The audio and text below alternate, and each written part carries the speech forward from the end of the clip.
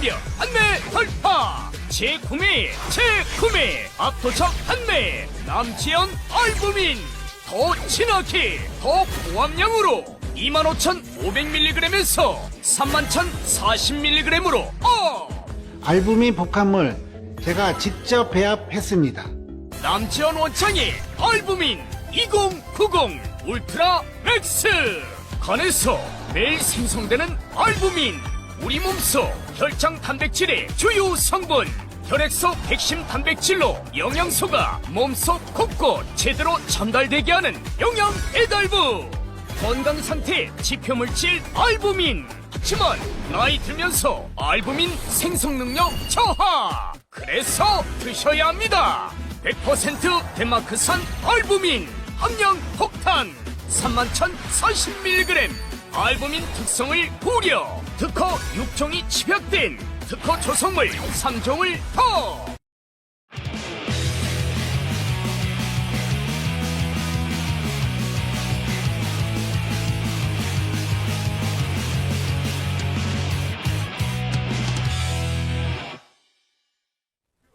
안녕하세요. 아시아투데이TV 시청자 여러분, 화수목 오후 2시 여러분과 함께하는 장예찬의 정치펀치입니다. 오늘은 목요일, 또 여러분이 너무 좋아하시는 반가운 국민 똑순이, 국민의힘 선대위 대변인을 맡고 있는 백지원 대변인과 함께하겠습니다. 안녕하세요. 네, 안녕하세요. 지금 계속 선거 분위기가 점점 고조되고 있으면서 선대위도 한창 더 바빠진 것 같은데, 네. 일단 궁금해하실 우리 시청자분들께 현재 김문수 후보와 국민의힘 선대위 내부의 분위기, 좀 뭔가 어떻게 이기는 그림으로 네. 어떤 선대위 내부의 분위기가 고조되고 있는지 대변인으로서 한 말씀 부탁드립니다. 네, 지금 이제 처음에 저희가 단일화를 하고 이렇게 후보가 확정된 초기하고 지금하고 이제 지지율 격차가 많이 좁혀지지 않았습니까? 그리고 계속 중도와 무당층에서도 지지층 흡수가 되고 있는 현상들이 보이고 있기 때문에 남은 기간들 이제 심기일전해서 더 열심히 싸우자라는 분위기였기 때문에 굉장히 선대위는 한마음 한뜻으로 잘 싸우고 있고요. 그리고 많은 분들이 우려하시던데 원내에 계신 의원님들도 지역구에서 정말 총력을 기울여서 함께해주고 계십니다. 그리고 다른 지역에도 유세를 하실 때도 함께해주고 계시고, 특히 유세에서 가장 독보적으로 지금 존재감을 보이고 계신 분들이 나경원 의원, 안철수 의원 이런 분들인데, 그 두 분이 장난 아니에요. 네. 네. 근데 또 이분들은 경선 때는 경쟁 후보였지만 맞아요. 이제 후보가 확정되고 나서 누구보다도 앞장서서 이제 열심히 싸워주시고 계시거든요. 그래서 이런 모습을 보면서 다른 당원이나 선대위 구성원들도 힘을 조금 더 얻는 것 같고요. 특히 대변인단 같은 경우에는 저희 대변인단에서 정말 밤낮 없이 계속해서 열심히 언론 대응도 하고 여러 가지 여론전도 펼치고 있습니다. 네, 그래서 여러 가지 또 당에서 지금 어제 오늘 다소 부정적인 사항들도 있었던 것 같은데, 선대위 구성원들은 한마음 한뜻으로 총력을 기울여서 열심히 애쓰고 있다 말씀드리겠습니다. 그러니까 제가 지난주와 이번 주 달라진 점을 좀 지켜보면, 일부 특정 계파 국회의원들을 제외하면 네. 이제 현장에 내려가 있는 국회의원들이 유세를 좀 열심히 하는 것 같아요. 네, 아주 열심히 하시죠. 뭔가 해볼만하다, 할 수 있다라는 기세가 지금 끌어오르기 시작하니까 네. 현장 유세 분위기가 달라지고, 또 김문수 후보가 이제 집중 유세를 할 때 네. 사실 지난주에는 사람이 좀 덜 모였던 것 같거든요. 네.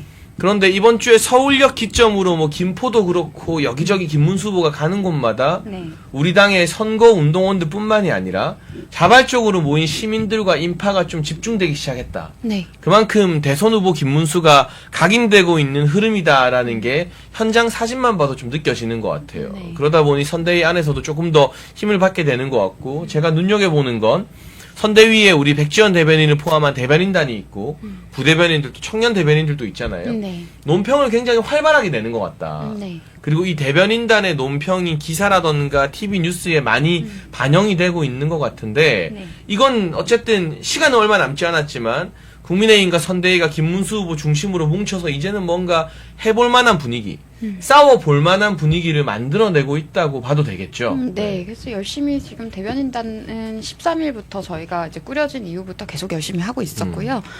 그리고 또 말씀드리고 싶은 것이, 이제 저 같은 경우에는 지원 유세도 가서 연설 유세를 좀 돕고 있습니다. 어디 가셨어요? 네, 특히 지난주 주말에는 강동에서 도왔고요. 강동구. 네. 네, 그리고 내일은 구로에 갈 거고, 주말에는 고양갑이 지금 또 사고당협인데, 네. 네, 거기 가서 지금 특히 우리가 약하다고 분별된, 이제 판단된 우려되는 지역구에 네. 또 가서 여러 가지 또 유세를 도울 예정이기도 합니다. 좀 어떻던가요? 지연 유세를 직접 가보고 유세차에 올랐을 때의 분위기가. 생각보다 김문수 후보에 대해서 많은 분들이 또 기억을 하고 계시고요. 응원도 많이 해주시더라고요. 그래서 저도 현장에서 확실히 느끼는 바가 있는 것이 초기에 우리가 우려했던 것과는 달리 많은 분들께서 호응을 해주고 계신다라는 것을 느끼고 있습니다. 네, 그래서 실제로 현장의 분위기도 조금씩 네, 끌어올라와지고 있다는 말씀을 드리고 싶고요. 그 사이에 이제 자유통일당의 구주화 후보가 대선 후보를 사퇴하고 김문수 후보 지지 선언을 했어요. 그러니까 무소속으로 열심히 뛰고 있는 황교안 후보 같은 경우도 제가 봤을 때는 사전 투표가 시작되기 전에는 네. 본인이 스스로 사퇴하는 결단으로 김문수 후보를 돕지 않을까. 지금은 0.1%라도 한 표라도 더 끌어와야 되는 상황이잖아요. 네.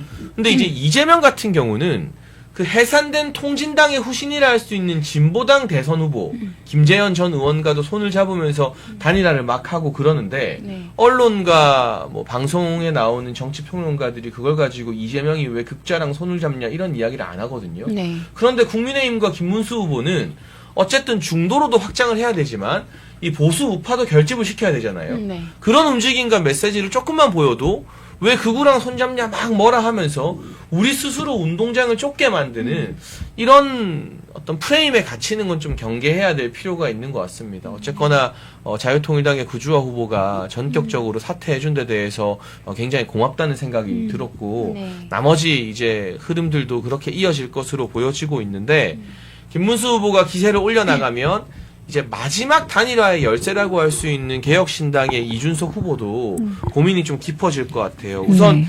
여론조사 한번 보겠습니다. 리얼미터에서 여론조사가 나왔는데요. 대선을 12일 앞두고 이재명이 48.1, 김문수 38.6, 이준석 9.4가 나왔습니다.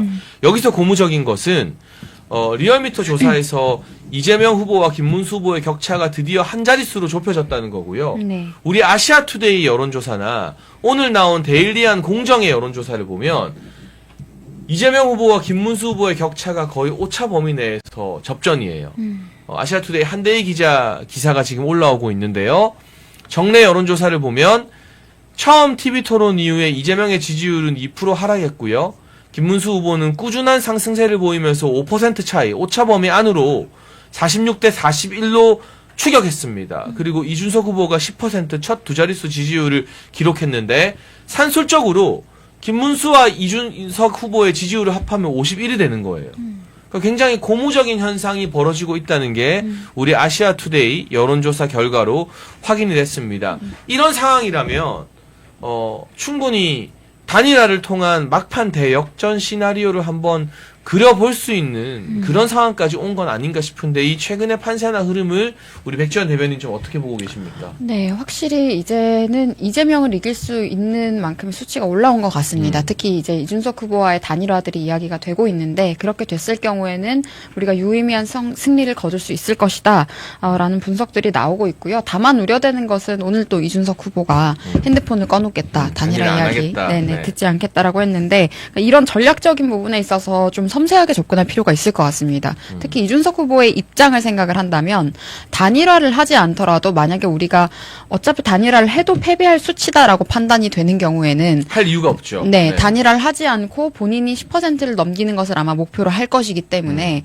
이런 상황들을 섬세하게 다루는 게 필요하고 또 한편으로 지금 김문수 후보는 계속해서 제스처를 던지고 있잖아요. 그리고 안철수 의원도 직접 가서 만나서 함께 이야기를 나눈다거나 계속 이렇게 하고 있는데 김문수 후보가 과거에 이준석 후보가 이야기했었던 것을 그대로 받았습니다. 40대 장관이라거나 뭐 이런 이야기들도 했고 뭐 40대 국무총리라는 이야기를 했는데 그것이 아마 단일화 이후에 이준석 후보에게 약속을 할 수 있는 카드를 좀 던진 것이 아니냐 이런 이야기들이 나오고 있고요.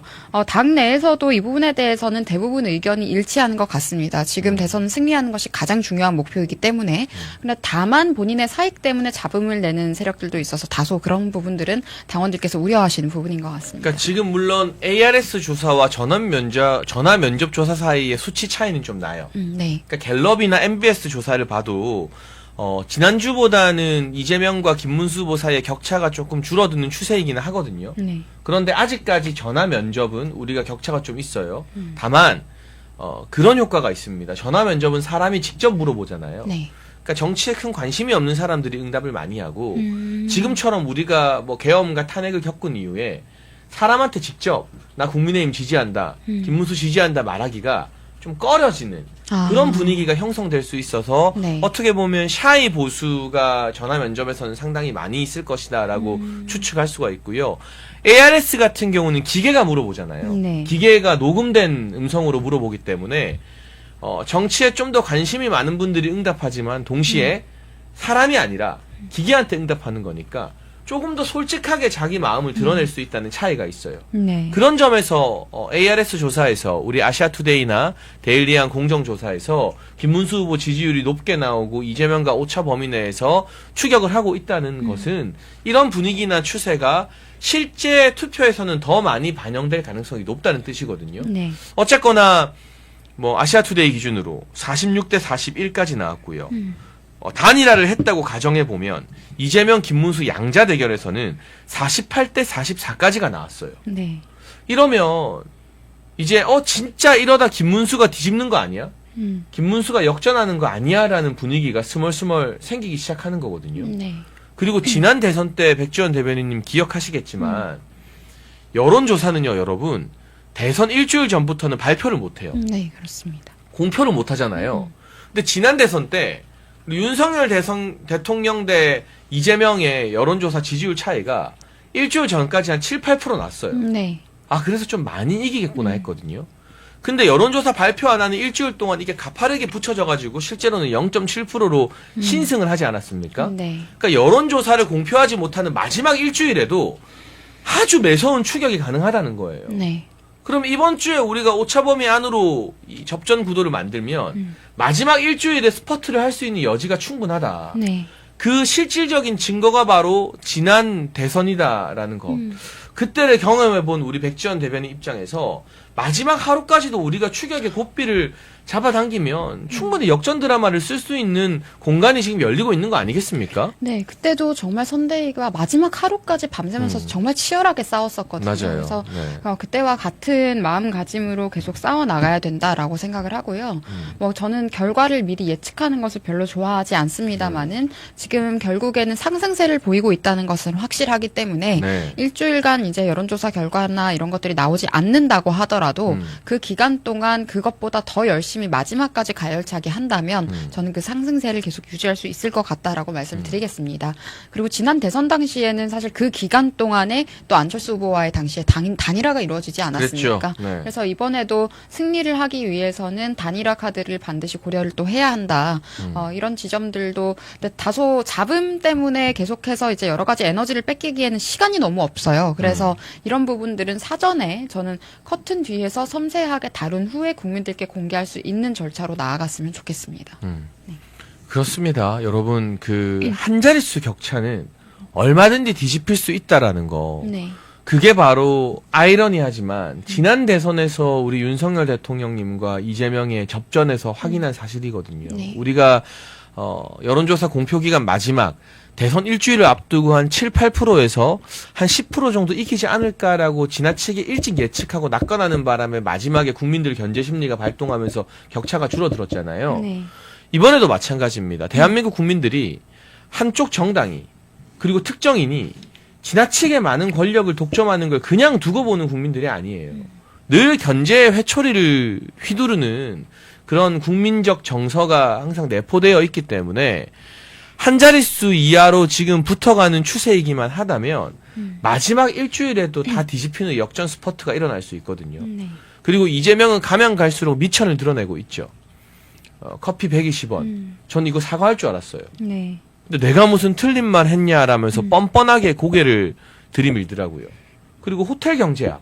이거 지금 난리가 났거든요. 직장인들 사이에서. 네. 그런데 이거는 틀린 말 아니다. 뭐 복잡한 경제 효과다.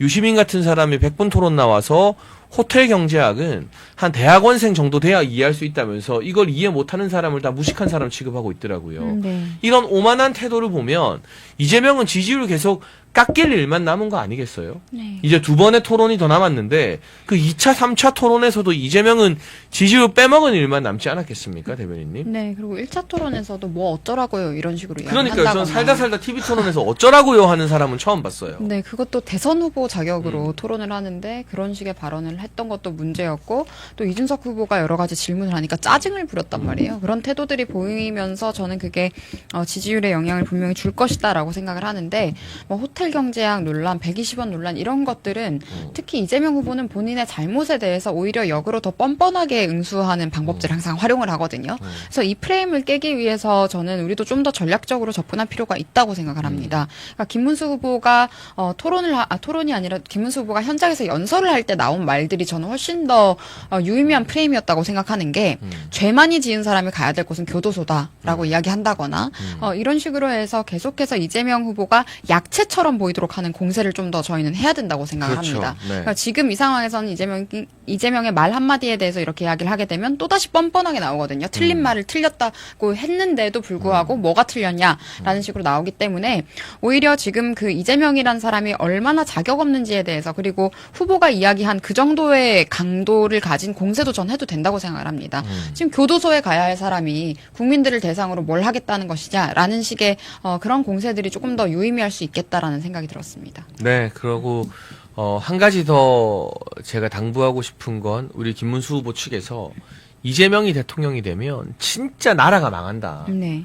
그게 단순히 사법 리스크 때문이 아니라 경제에 대한 무지 때문에. 네. 그 호텔 경제학이라던가 커피 120원 이런 것들은 네. 자영업자들 다 망하게 만들겠다는 사상이거든요. 네. 근데 그거 틀렸다고 인정도 안 하고 뻔뻔하게 밀어붙이면 문재인의 부동산 폭등이나 소득주도 성장 최저임금 인상보다 훨씬 더 심각한 경기 악화, 내수 경기 폭망이 이재명 시대에 올 게 자명합니다. 네. 그런 점을 좀 집중적으로 부각시켜서 절절하게 지켜보는 국민들에게 호소하는 게 필요하다라는 생각이 들고 어차피 TV 토론은 지켜보는 국민들을 대상으로 하는 것이기 때문에 김문수 후보가 이재명을 직접 공격하고 막 안 그래도 돼요. 그거는 아마 이준석 후보가 대신 잘해줄 거예요. 이게 어떻게 보면 전략적 연대가 형성됐기 때문에. 네. 김문수 후보는 카메라를 통해서 TV 토론을 시청하는 우리 국민들과 시청자들께 네. 지금 국민의힘과 우리가 조금 모자라다 할지라도 우리는 적어도 커피 120원이나 호텔 경제학 같은 근본 없는 이상한 소리는 안 한다. 네. 이거 정말 나라가 망할까봐 걱정된다. 자영업자 여러분 이대로 가면 나라 망한다. 이런 절절한 호소. 그 김문수 후보가 한센 마을 가서 막 눈물 흘리고 그랬잖아요. 네. 근데 진짜 나라의 앞날과 경제를 생각했을 때 눈물이 글썽이는 그런 모습을 한번 보여준다면 좋겠다. 지금 보세요. 리얼미터 조사에서도 한 자릿수 격차로 줄어든 게 커피 원가 120원 논란에 자영업자 계층 지지율이 김문수 쪽으로 많이 이동하고 있다는 거예요. 그리고 50대가 흔들린대요. 50대가. 왜냐? 50대는 그래도 아무리 민주당을 지지해도 경제 생활, 경제 활동을 제일 중점적으로 하고 있는 세대잖아요. 네. 근데 자기들이 봐도 호텔 경제학은 말이 안 되는 거거든요.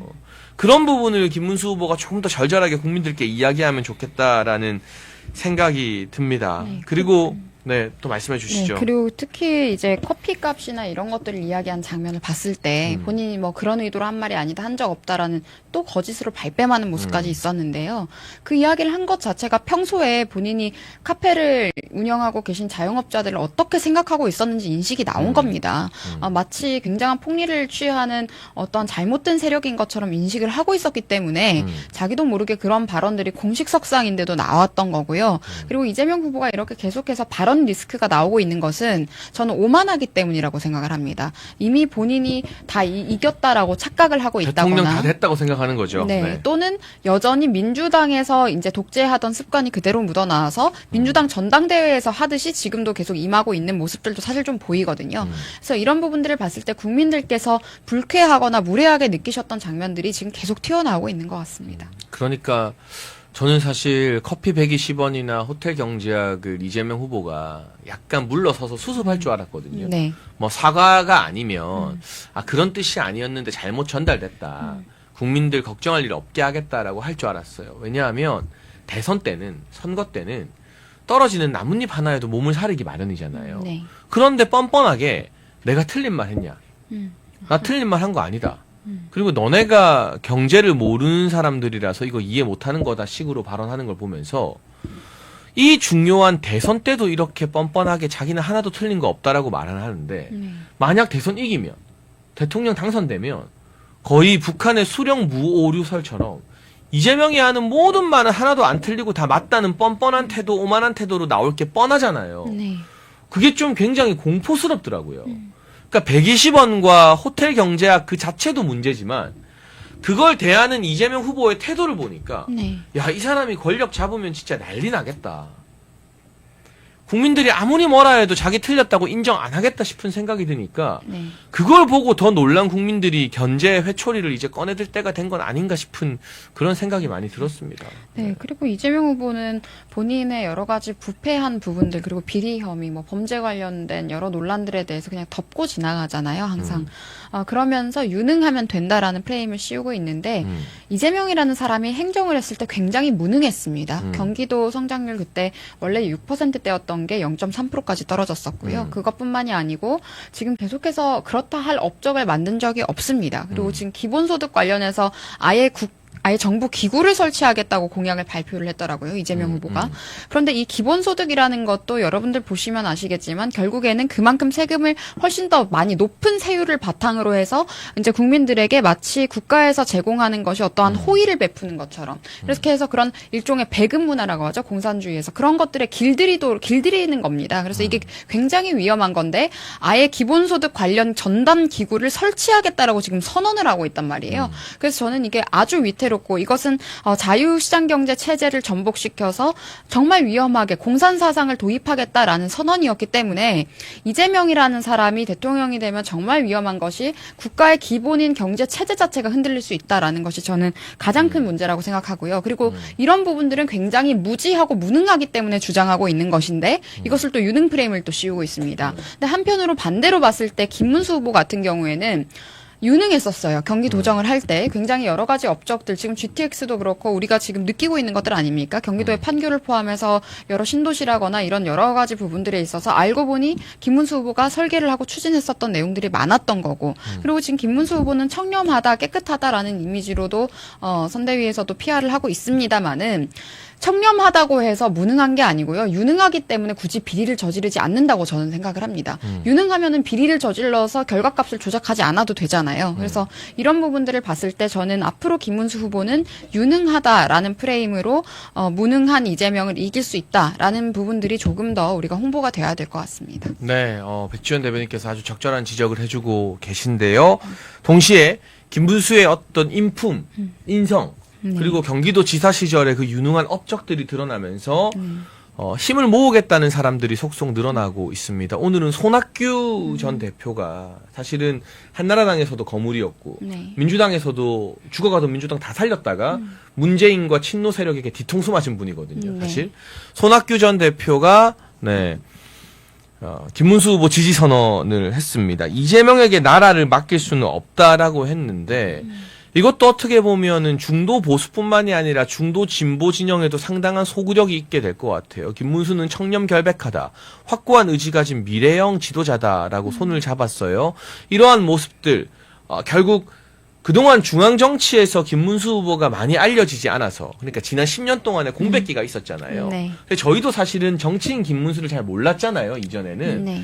그러다 보니까 알려지지 않았던 인간 김문수의 매력과 유능함 등이 드러나면서 이렇게 속속 합류하는 사람들이 늘어나는 것 같은데 손학규 대표의 지지 선언은 좀 어떻게 보셨어요? 저는 이것이 유의미하다고 생각을 했었던 것은 김문수 후보가 확장력이 있느냐를 가지고 사실 경선 때부터도 우리가 이야기를 많이 했었습니다. 초반에 그런 문제 제기들이 좀 있었죠. 네, 그런데 그런 부분에 있어서 이제 다른 진영에도 계셨고 이렇게 정치에서 원로로서 계신 분께서 지지를 해주셨다는 것 자체가 저는 어쨌든 힘이 될 것이다라고 생각을 하고요. 민주당을 지지했던 분들 중에서도 특히 이낙연 전 대표를 지지했던 분들도 지금 김문수 후보를 지지하는 움직임들이 따르고 있습니다. 그래서 이런 부분들에 있어서 확장력에 있어서 분명히 힘이 될 것이다라고 봤습니다. 네, 그래서 이낙연 전 총리 같은 경우도 네. 호남에서 뚜렷한 지지세가 있어요. 네. 며칠 전에 김용태 비대위원장이 전병헌 세밀의 대표와 회담하면서 개헌에 대한 공감대를 나눈 거 저는 아주 긍정적으로 바라봤는데요. 네. 김문수 후보가 이미 대통령 임기 3년만 하겠다. 다음 총선 때 국민투표로 개헌하고 대선도 같이 치르도록 하겠다라고 밝혔어요. 네. 그러니까 자기의 기득권을 내려놓은 거잖아요. 네. 그리고 제발 새로운 대한민국 제7공화국 시대를 열겠다라는 홍준표 전 시장의 이 의사와도 맞닿아 있는 내용이고, 이 개헌을 고리로 해서 이낙연 또 손학규 이런 사람들을 하나로 묶을 수 있다면 이게 분명 도움이 됩니다. 네. 우리가 지난 대선 때 24만 표 차이로 이겼어요. 네. 겨우 24만 표 차이였어요. 근데 이낙연을 지지하는 호남표가 최소 10만 표, 20만 표는 돼요. 네. 그러면 그게 민주당 표를 뺏어오는 거잖아요. 그럼 곱하기 2를 해야 되거든요. 네. 20만 표에서 40만 표 이상의 효과가 있다고 봐야 되는 겁니다.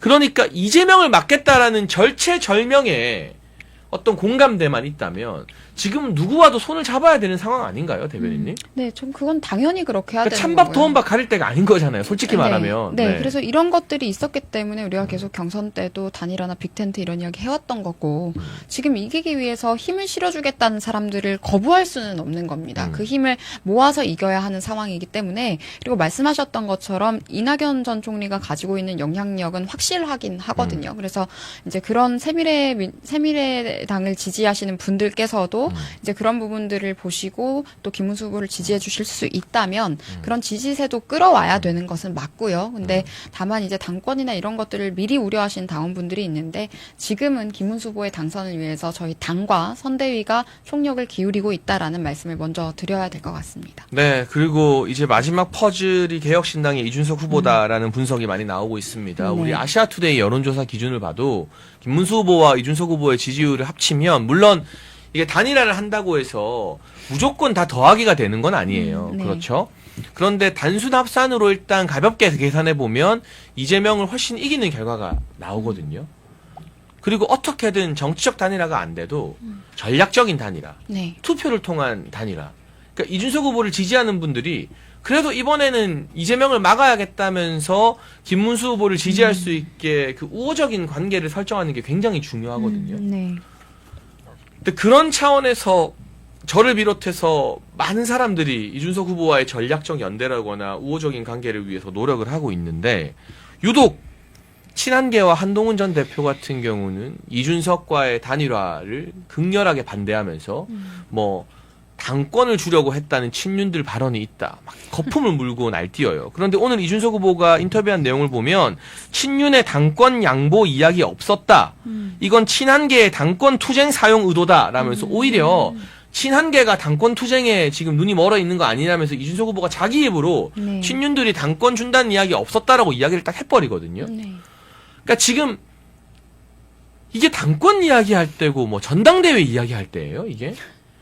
아무리 저 알고 있어요. 우리 국민의힘 지지층 내부에서도 이준석 후보 안 좋아하는 분들이 있지만, 이 시국에는 이재명 막기 위해서라면 누구 손이라도 잡아야 되는데 이걸 이렇게 왜곡해가지고 이 와중에 자기 팬클럽 미팅이나 다니면서 거기다 대고 윤석열 대통령 욕하고 이준석 단일화 욕하고 단일화 못하게 하려고 회방 놓고 하는 거, 이거 대선을 패배로 이끌어가기 위한 고의적 해당행위 아니에요. 저는 그렇게 생각이 들어요. 네, 저도 선대위 대변인으로서 선대위에 합류하지 않은 한동훈 측근에게 좀 말씀드리고 싶은 것이, 후보께서 이준석 후보를 향해서 계속해서 우호적인 손길을 내밀고 계십니다. 후보직 빼곤 다 줄 수 있다고 김문수 후보 측근이 그렇게 말을 했잖아요. 네, 그리고 그러니까 김문수 후보께서 이렇게 노력을 하고 계시고 소통을 하기 위해서 계속 이야기를 하시고 좋은 제스처를 보이시고 함께하는 모습들, 함께 식사도 하고 이렇게 하셨잖아요. 그런 모습들도 지금 계속 보이고 있는데 후보의 뜻을 거스르면서까지 본인들의 사리사욕을 챙기는 사람들, 그것도 선대위에 합류하지도 않고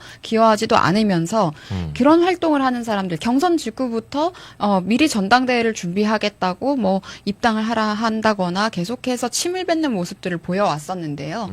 이런 부분들 지금 자제되어야 됩니다. 지금 10일 남았거든요. 그래서 반드시 이런 부분들을 주의를 해라. 그리고 지금 이런 식으로 행동하는 것은 당원들과 국민들께서 다 보고 전부 기억을 하실 겁니다. 그리고 그것이 차기 당권이든 어떻게 되든 모든 국민들이 기억하시는 것은 그대로 또 반영이 될 겁니다. 그리고 저는 한 가지 말씀드리고 싶은 것이, 지금 친윤 하면서 뭐 구태니 이런 식의 단어를 쓰고 당내 분열을 야기하고 있어요. 한동훈 후보 본인이, 전 후보 본인이 본인의 SNS 계정에까지 그런 글을 썼는데 대선이 10일 남은 시점에서 그러니까 그 지금 친윤 이야기할 때예요. 모든 선대위 구성원들 그리고 원내에서도 대선 승리를 위해서 총력을 기울이고 있는데 원내도 아니고 선대위 구성원도 아니면서 그리고 본인의 결과가 마음에 들지 않는다고 본인이 대선 후보 되지 않았다고 침뱉는 이런 행동들은 하지 말아야 되는 겁니다. 그러니까요. 만약에 정치를 지속하고 싶다면 이 당에서 지속하고 싶다면 더더욱 자제되어야 된다고 생각을 하고요. 특히 그렇게 막 이런 시국에 SNS에 계속해서 그렇게 감정을 배설하는 행위는 매우 유아퇴행적이었다라는 판단도 들기 때문에 주의를 좀 기울여야 될 것 같고 지금 윤석열 대통령께서는 탈당을 하셨습니다. 우리 당의 당원이 아니십니다. 그리고 친윤이라는 이야기를 하는데 지금 윤석열 대통령께서 탈당을 하셨고 그 프레임을 정말 많은 사람들이 활용을 하고는 있지만 실체가 있습니까? 지금 당에서 있어 보면서 저는 그 실체라는 것이 너무 과장됐다라고 생각을 했었거든요. 윤석열 대통령이 과거부터 정치를 해오셨던 분도 아니었기 때문에 더더욱 그게 의미가 없는 프레이밍이다라고 말씀드리고 싶고요. 가장 구태한 모습을 보이고 있는 것은 사리사욕을 참지 못하고 분출하고 있는 바로 그 당사자일 것이다라는 생각이 들고 특히 이준석 후보와는 지금 이재명을 이기기 위해서 우리 김문수 후보가 특히 이준석 후보에게는 계속해서 좋은 제스처를 보이고 있는데 이런 것을 본인의 불안감 때문에 방해한다거나 계속해서 이렇게 공개적인 활동을 통해서 해방을 놓는다면 이것은 추후에 당에서 징계를 해야 할 일로 번질 수도 있습니다. 그래서 이런 부분들 지금 선거 국면이기 때문에 저도 지금 이야기를 자제하고 있습니다만은 많은 당에 계신 분들도 말씀을 자제 중이신 겁니다. 본인만 말할 수 있어서 그렇게 말하실 수 있는 것 아니다라는 것을 아시고 남은 10일만이라도 김문수 후보의 뜻을 따라서 거기서 어긋나지 않는 발언들을 해야 되지 않을까 싶습니다. 그러니까 저도 최근에는 개혁신당 이준석 후보와 소통을 많이 하려고 노력하고 있고 네. 김문수 후보가 모든 자존심을 내려놓고 네. 지난 토론의 MVP는 이준석이었다라고 띄워주는 거 네. 이거 그냥 어떻게든 힘을 모아서 이재명을 막기 위해서 다들 자존심이고 간이고 쓸개고 다 내려놓고 그냥 이재명 한번 이겨보겠다고 나라 한번 지켜보겠다고 네. 절박하게 뛰고 있는 거거든요. 그런데 그 의지를 왜곡해서 지긋지긋한 개파 싸움으로 만들면 안 되고요. 이 중요한 시기에 지원 유세를 빙자한 팬클럽 미팅이나 전당대회 사전운동 뒤에선 단일화 방해하고 끊임없이 당내 분열을 일으키는 사람이 누구이고 어떤 세력인가. 저도 웬만하면 6월 3일까지는 제 복당 비판에는 제가 일절 대응을 안 하고 참았어요. 네. 근데 이거는 대선 판도를 망치려고 하니까 살다 이렇게 졸렬하게 정치하는 사람을 두고 봐선 안 되겠다. 네. 왜냐? 국민의힘의 의원들과 중진들은 나서면 안 돼요. 네. 이분들이 나서서 또 한두 마디 하면은 또 당내 내분이 되어버리잖아요. 네. 근데 이 국민의힘의 중진들이 바보라서 할 말이 없어서 참고 있는 건 아니거든요. 네. 지금 김문수의 시간이라서 참고 있는 거예요. 근데 저는 이제 이번에 복당했고 현재로서는 평당원이고 선대위 직책도 없기 때문에 비교적 자유로우니까 저라도 이런 이야기를 했다라고 결심하게 된 것이고 제발 이 시국에 이제 2주도 안 남았거든요. 네. D-12잖아요. 열흘만이라도 연예인병, 주인공병 버리고 우리가 김문수 이야기로 시작해서 김문수 이야기로 끝내야 돼요. 네. 김문수라는 후보의 무궁무진한 인간적 매력과 업적과 능력들이 많이 있거든요. 네, 맞습니다. 그 이야기만 해도 모자랍니다. 그리고 결과적으로는 국민과 당원들이 경선에서 한동훈을 패배시키고 김문수를 승자로 만든 거 아닙니까? 네. 그러면 패배한 사람은 하고 싶은 말이 있어도 꾹 참고 승자를 띄워주는 게 당연한 도리거든요. 네. 지금 안철수의 재발견, 나경원의 재발견이라는 말이 괜히 나오는 게 아니에요. 네. 왜냐하면 안철수, 나경원 다 경선에서 누구보다 열심히 하고 뼈아픈 패배를 경험했지만 군말 없이 김문수 돕겠다고 누구보다 열심히 뛰고 있잖아요. 네. 제 주변에서 원래 안철수 싫어하던 사람들도 야 안철수 재발견이다. 그리고 다음 당대표는 우리가 미리 의논할 건 아니지만 안철수 아니면 나경원이 그 까미네라고 하는 사람들이 늘어나요. 네. 그거는 누가 밀어줘서 되는 게 아니라 그 진정성 어린 모습을 보고 진심으로 김문수 후보 돕는 모습을 보고 당원들이 알아서 판단하는 거거든요. 알아서. 네, 그리고 특히 지금 한동훈 전 후보 측이 정말 문제가 되고 있는 것은 당 내의 사람들을 향해서 난사를 하고 있는데 특히 여성들에 대한 혐오를 좀 이용하지 않나라는 생각이 들어요. 지금 나경원 의원을 향해서 또 저격했더라고요. 너무나도 네. 심각한 수준으로 인신공격을 했거든요. 경선 때도 제가 나경원 의원 대변인으로 있으면서 느꼈는데 이것이 여성이기 때문에 공격할 수 있는 굉장히 외설적인 부분들이거나 여러 가지 루머 같은 것들로 사람을 훼손하는 방식으로 공격을 하는데 이번에도 그런 식의 프레임을 씌웠었고요. 그 전에는 김건희 여사를 향해서 그런 식으로 프레이밍을 또 했었고요. 그러니까 유독 여성 정치인이나 여성에 대해서만 나를 세우면서 집중적으로 공격하는 이상한 특성이 있어요, 보면. 네, 그래서 그때도 보면 저와 나경원 의원을 이렇게 사진을 해놓고 뭐 이정희와 연결을 짓는 그런 공격을 했다거나 이랬었는데 그런 식의 공격이 굉장히 저는 끔찍한 수준이라고 생각을 합니다. 그리고 지금 계속해서 윤석열 대통령께서는 탈당을 하셨고 지금 김용태 비대위원장이 선대위원장이 지금 김건희 여사 관련해서도 사죄한다라고 국민들께서 입장을 지금 정리를 한 상황입니다. 우리 선대위에서는. 네. 그런데 이런 상황인데 계속해서 윤석열 대통령 부부를 입에 올리면서 고깃덩이인 것처럼 막 씹어대고 있어요. 근데 이런 것은 이재명의 선대위원장이 하는 것과 똑같은 역할이기 때문에 자제되어야 한다라고 말씀을 드리겠습니다. 이것 때문에 지지자분들, 당원이 아닌 국민분들까지도 민원이 너무 많이 들어옵니다. 제발 한동훈 전 대표에 대해서 제발 행동 좀 자제시켜 달라라는 요청들이 너무 많이 들어오고 있기 때문에 제가 이것은 개인적인 입장으로 한번 말씀을 드리겠습니다. 정말 진짜 심각합니다. 오늘은 청주에서 유세했다고 했는데 부산 광안리 유세에는 진짜 그 한 딸들 모으고 모았는데도 사람이 얼마 안 모여서 망신을 당했고요. 오늘 청주 가서는 대통령 공격하고 윤석열 대통령, 네. 김문수 후보에게 또 뭔가 요청을 하고 지금 요청할 때가 아니죠. 네. 응원하고 지원할 때인 거죠. 이런 모습들을 보면서 또 이준석 후보와의 단일화를 기를 쓰고 반대하고 막는 모습들을 보면서 만에 하나라도 이 대선에서 이재명이 승리하게 됐을 때 과연 그 역사적 책임으로부터 한동훈은 자유로울 것이냐. 가장 큰 책임이 저는 있다고 봅니다. 근데 결과적으로. 본인은 내 책임 아니다. 내 말 안 들어서 졌으니까 이제는 나한테 모든 힘을 몰아달라. 이런 뻔뻔한 주장을 할 준비를 벌써부터 하고 있는 셈인데 네. 안철수 보고 좀 배워라. 이 한 문장으로 좀 정리를 하고 싶어요. 네, 그리고 안철수 의원 같은 경우에는 본인의 어떠한 고집이 좀 있으신 분이잖아요. 항상 정치 행보를 볼 때 다른 사람들이 이해를 하지 못한다고 하더라도 나름의 고집을 지키시는 분인데 그렇다고 또 매너 없는 분이 아니에요. 이번에 네. 정말 달리 봤어요. 네, 지난 대선 때도 단일화 결국에 했었고 그리고 지금 이번에도 여러 가지 뭐 탄핵 정국에서 동의하지 않는 모습, 동의할 수 없는 모습들이 있었지만 그러니까 계엄과 탄핵에 대한 입장이 저희와는 많이 달랐죠. 네, 그럼에도 불구하고 그렇다고 할지라도 한동훈 전 대표 수준으로 인격을 살해하는 수준의 공격은 하지는 않습니다. 그런데 지금 저쪽에서는 너무나도 이게 정치가 저열해질 수 있는 그런 것들을 많이 조성하고 있기 때문에 전 걱정이 되고요.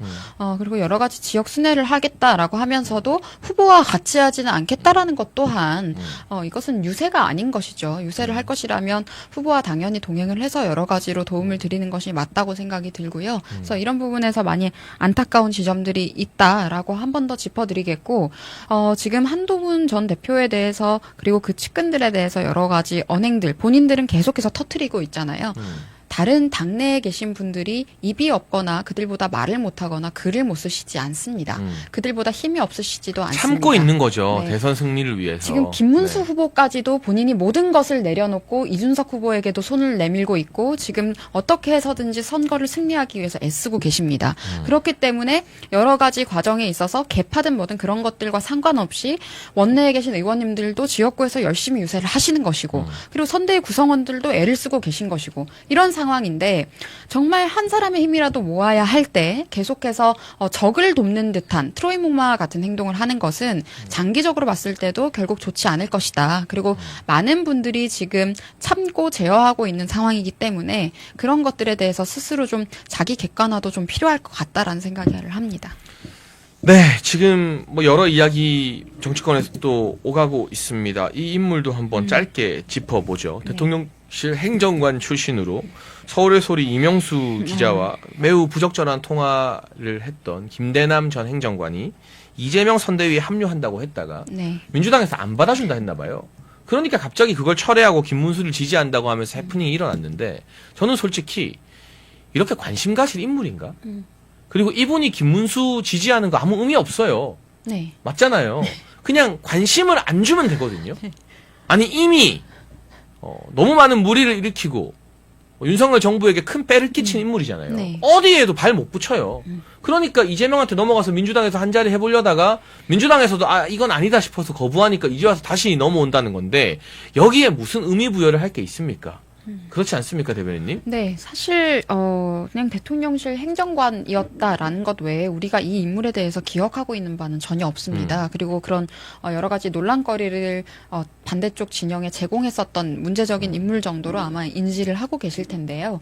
지금 저는 민주당이 전략적으로 이 사람을 활용했다라고 봅니다. 애초에 선대위에 합류시킬 의도는 없었지만 이런 식으로 한번 언론 플레이를 하고 자리는 주지 않은 생각이 아니었는가라는 생각이 드는데 이런 모습들이 지금 이번 선거 국면에서 많이 드러나고 있는 것 같습니다. 가령 저는 이 김대남 행정관의 케이스는 이병태 교수의 케이스와도 좀 비슷한 것 같습니다만은 참 우리가 이렇게까지 주목할 인물은 아니라고 저도 생각을 하고요. 앞으로 이런 모습들에 대해서도 당에서도 보다 단호하게 특히 이런 모습에 대해서는 대처할 필요가 있겠다. 그리고 그때 당시에 여러 가지 내용들도 사실 보면 실체가 없는데 본인이 허황된 사실상 허구에 가까운 이야기들을 막 했던 거잖아요. 그렇죠. 과시용의 이야기를 기자에게 의뢰 과시적인 이야기를 하는 분들이 종종 있는데 그런 식으로의 이야기를 하면서 논란의 불씨를 만들었던 분이기 때문에 이 건에 대해서는 우리가 확대 재생산할 필요는 전혀 없는 일이다라고 저도 생각을 합니다. 그러니까 정상적인 판단력을 가진 인물이라면 이미 한번 통화 녹취록을 공개해서 대통령과 영부인을 공격했던 서울의 소리 이명수 기자와 그렇게 길게 통화하면서 이런저런 밀담을 나누지는 않겠죠. 네. 거기서부터 문제가 있는 인물에 굳이 관심을 주면서 우리 스스로 흔들리거나 내분의 씨앗을 줄 필요가 없다고 생각하고 네. 이참에 저는 이번 대선 국면에서 이 비겁한 기회주의자들의 실체가 다 드러난 것 같아요. 네. 울산의 김상욱이나 개혁신당에서 보수거리더니 이재명으로 넘어간 김용남이나 허은하나 네. 이런 사람들 그러니까 가치나 신념 철학이 아니라 그냥 자리 주는 데 따라 움직이는 사람들인 거잖아요.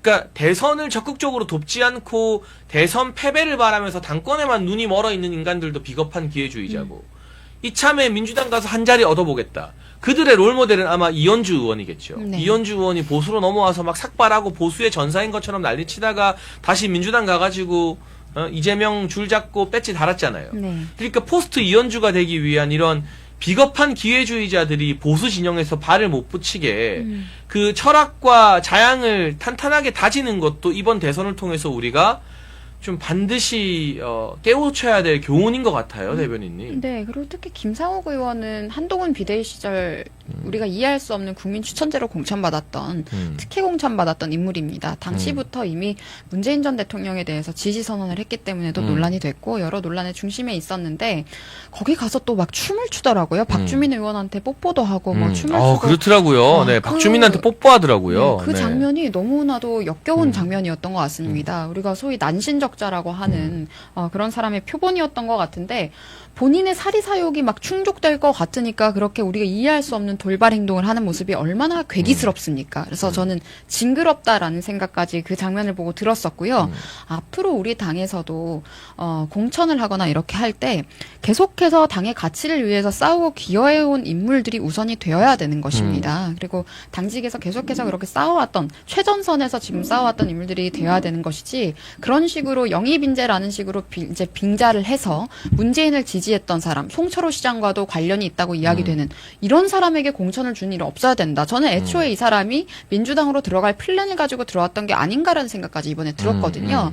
그리고 문재인 정부 당시부터 계속해서 좌파들의 입법 폭건이 있어왔고 그에 대항해서 싸워왔던 분들이 나경원 당시 원내대표였던 것이고 이철규 의원님이나 이런 분들도 최전선에서 공수처 설치 저지 투쟁을 하시고 다 싸워오셨습니다. 맞아요. 고생을 많이 하고 네. 지금도 재판받고 있는 분들이죠. 네. 근데 네. 그런 분들을 향해서 무슨 친윤 프레이민이 이런 식으로 함부로 이야기를 하면서 문재인 정부 시절을 막 화양연화라고 했던 사람이 전면에 나서서 자기는 새로운 정치다. 그런 이야기는 하는 일이 앞으로는 없었으면 좋겠다. 이것은 제 개인적인 의견으로 한번 말씀을 드립니다. 그러니까 이제 울산의 남구 주민들은 민주당 김상욱이면 표를 안 줬겠죠. 네.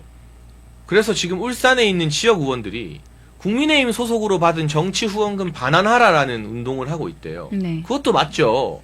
국민의힘 국회의원이니까 보내준 후원금을 민주당으로 당적 옮기고 거기 가서 쓴다는 게 또 말이 됩니까? 네. 참 이 자리 앞에서 배지 앞에서 이리저리 왔다 갔다 박쥐처럼 철새처럼 오가는 사람들이 이 기회에 뿌리를 뽑고 보수 정당이 조금 더 단단해져야 된다라는 네. 생각이 들고 그 점에 있어서는 김문수 후보가 여러 당 안팎의 또 언론의 압박에도 불구하고 보수로서의 정체성을 잘 다지겠다는 의지가 확실히 보여서 네. 저는 그 부분은 또 아주 높게 평가하고 싶더라고요. 네, 그리고 김문수 후보 같은 경우에는 이번에 선대위를 구성하고 선거에 임하는 모습에서 과거에 우리가 이야기했던 다소 극에 치우쳤다라는 것과는 아예 거리가 지금 있는 모습들을 보여주고 있기 때문에 그래서 그런 정체성을 통해서 지금 당이 좀 한계가 되고 있는 것 같기도 하고요. 그리고 특히 이준석 후보나 이런 부분들에 있어서 단일화도 앞으로 섬세하게 잘 추진이 될 것으로 저는 보입니다. 일단 후보 본인의 의지가 확고하고 그런 부분에 있어서 강압적이지 않은 모습들이 있기 때문에 그래서 저는 이 과정에 있어서도 후보 본인의 의사를 가장 존중해야 된다. 그리고 선대위에서도 단일화를 추진함에 있어서 후보의 뜻에 어긋나는 행위가 없도록 당에서도 후보의 뜻에 어긋나는 행위가 없어야 된다라는 것을 특히 단일화에 있어서는 그렇다는 것을 한 번 더 말씀드리고요. 한동훈 전 후보가 계속해서 이준석 현 후보를 계속해서 견제하고 견제하고 비판하는 네. 것도 저는 부적절하다고 생각드는 것이 그쪽 세력에서 항상 이준석 후보에 대해서 뭐 한동훈 전 후보를 부러워한다 뭐 이런 말을 하곤 했는데 저는 그 역인 것 같거든요. 한동훈 전 후보가 이준석 후보를 매우 부러워하는. 왜냐하면은 정치 경험도 더 길고 네. 국회의원도 해봤고 네. 하고 있고 네. 대선과 지선을 한동훈은 총선을 폭망시켰지만 이준석 후보는 대표 시절에 어쨌든 승리한 승장이었고 네. 무엇보다 더 젊기 때문에 네. 영어도 훨씬 더 잘해요 보니까. 네. 그러니까 아무튼 여러 가지 이 정치적으로 따지자면 둘 다 엘리트 코스를 밟아왔지만 한동훈의 상위 호환이 이준석이라고 할 수 있겠죠. 냉정하게 말했을 때. 네.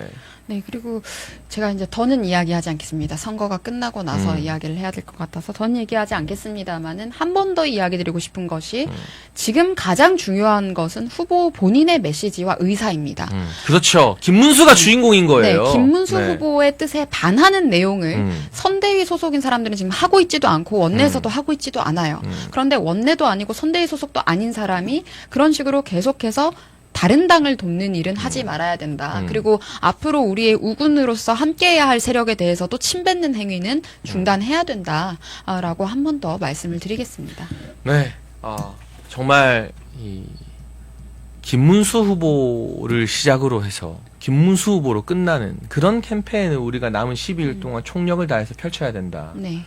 후보에게 도움이 되는 쪽으로 가야지 후보보다 자신을 앞세우고 내가 먼저가 되면 그러면 그 자체가 바로 대선 패배를 조장하는 해당 행위다라는 점 우리 당원과 국민들이 눈을 부릅뜨고 지금 지켜보고 있을 것이다 라는 말씀을 한 번 더 드리고 싶고 다시 한번 이 대목에서 안철수 의원과 나경원 의원의 헌신을 많은 우리 당의 정치인들이 본받을 필요가 있다라는 생각이 듭니다. 저도 개인적으로는 정말 많은 감명을 받게 된 부분이기도 하고요. 네. 그리고 이제 두 번째 TV 토론 예상을 한번 해보죠. 첫 번째는 경제 분야 토론이었잖아요. 네. 두 번째는 사회 분야 토론이라고 해요.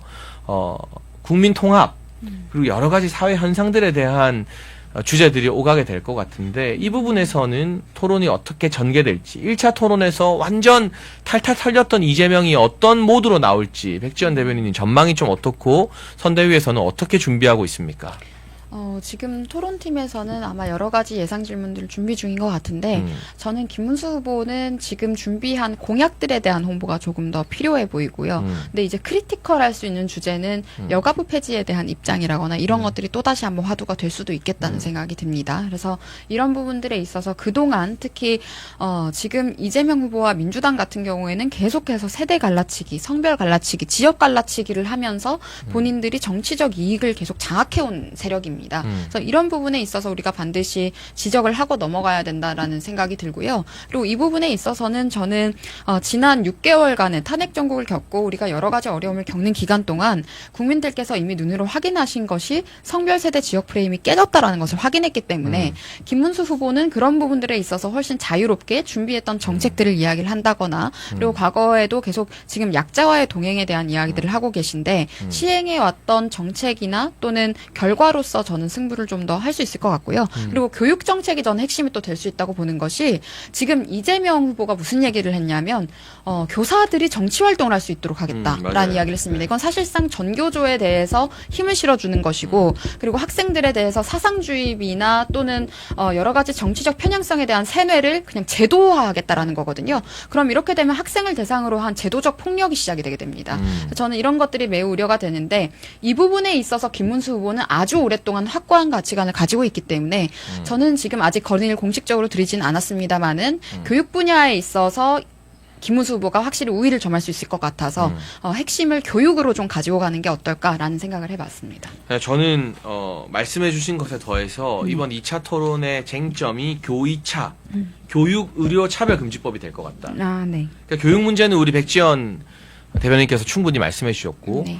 오늘 김문수 후보가 의사단체와 면담이 있었는데 네. 의료개혁에 대해서 낮은 자세를 보여주면서 많은 박수를 받았다고 해요.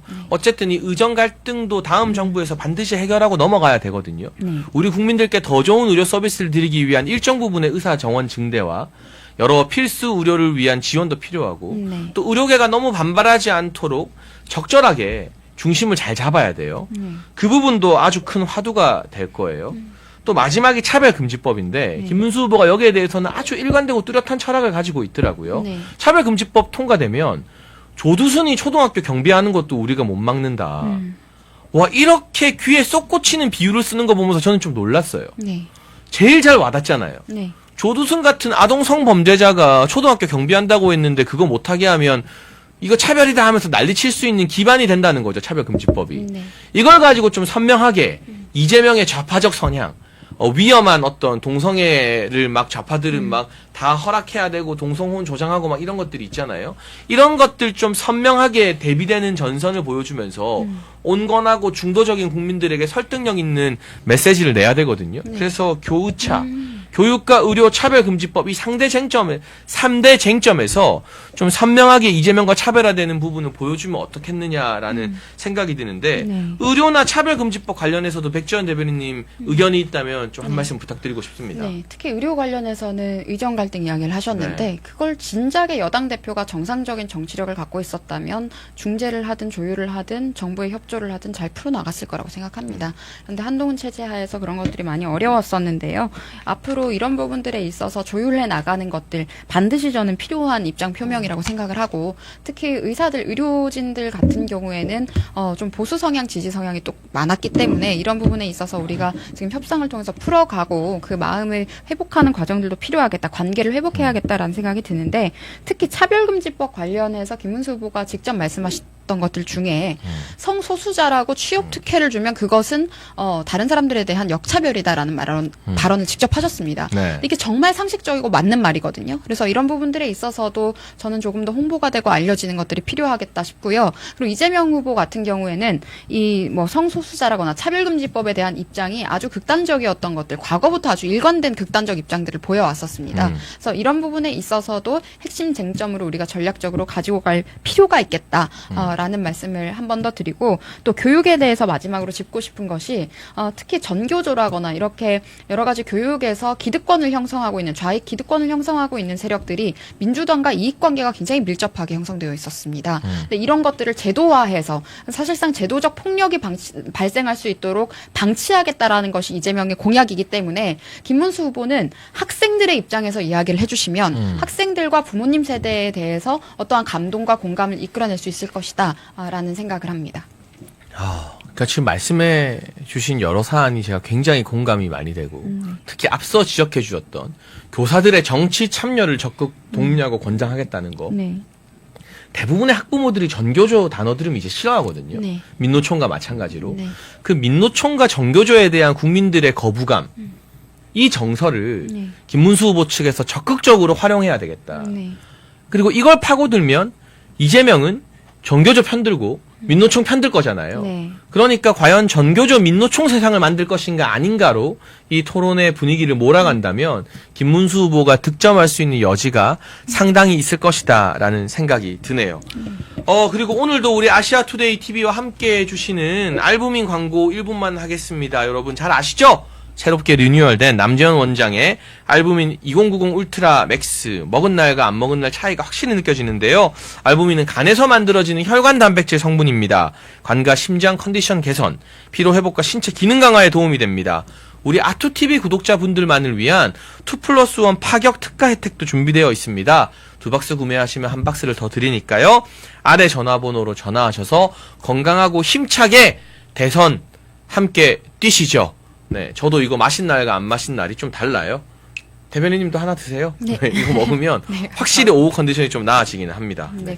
그리고 그동안 우리 아시아투데이 TV 구독자가 계속 51만 명, 51만 1000명에서 머물러 있었는데 드디어 51만 2000명이 되었습니다. 여러분 구독과 좋아요 적극적으로 좀 눌러주시면 52만, 53만, 100만까지 쭉쭉 나아갈 수 있게 우리 아시아투데이라는 언론의 역할이 너무나 중요하기 때문에 많은 구독과 좋아요도 부탁드린다는 말씀을 드리고요.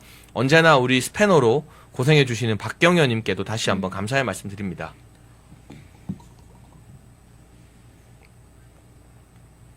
네, 오늘 국민떡순이 백지원 대변인과 함께, 제가 성을 잘못 말하면 큰일 나겠어요.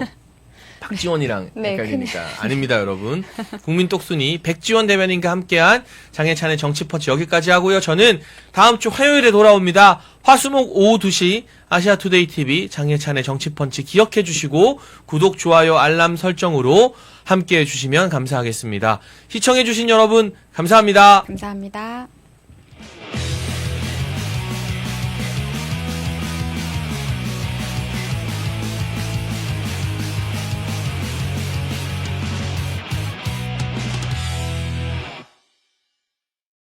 백만병 안내 돌파 재구매 압도적 안내 남지연 알부민 더 진하게 더 고함량으로 25,500mg에서 31,040mg으로 알부민 복합물 제가 직접 배합했습니다. 남지연 원장의 알부민 2090 울트라 맥스 간에서 매일 생성되는 알부민 우리 몸속 혈장 단백질의 주요 성분 혈액속 핵심 단백질로 영양소가 몸속 곳곳 제대로 전달되게 하는 영양 배달부 건강 상태 지표물질 알부민 하지만 나이 들면서 알부민 생성 능력 저하 그래서 드셔야 합니다. 100% 덴마크산 알부민 함량 폭탄 31,040mg 알부민 특성을 고려 특허 6종이 집약된 특허 조성물 3종을 더